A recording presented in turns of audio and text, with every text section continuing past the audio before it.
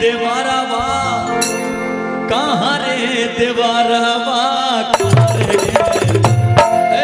कहाँ रे तोरा सैया हो गजेरिया कहाँ रे तोरा सैया हो गजेरिया कहाँ रे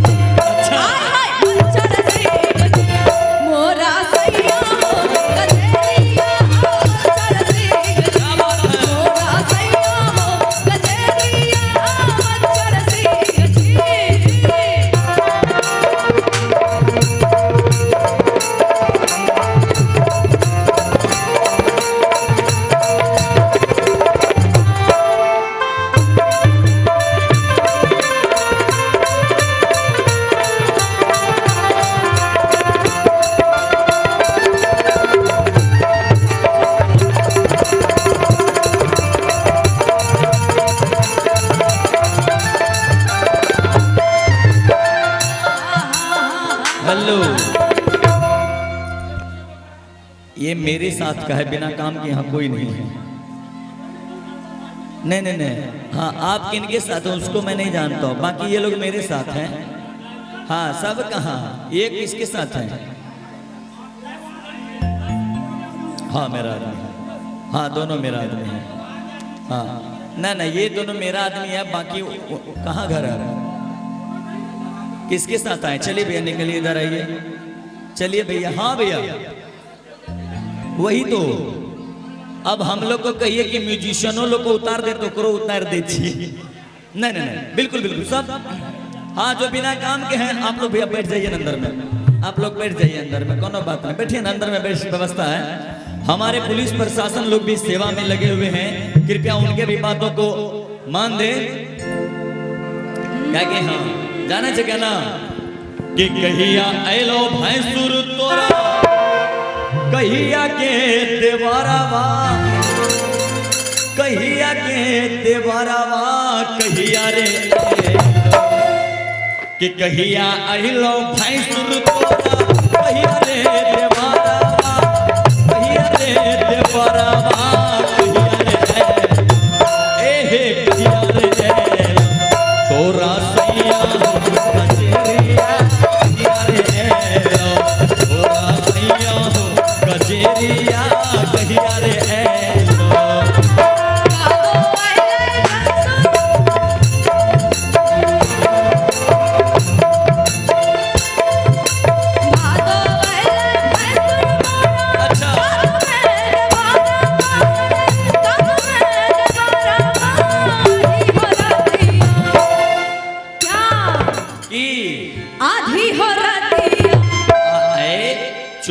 छियो कि आधा रात का आवे छो हैं आ चोर नहीं होते कुछ औरे मन होते तब बहुत बात है, बहुत बात है।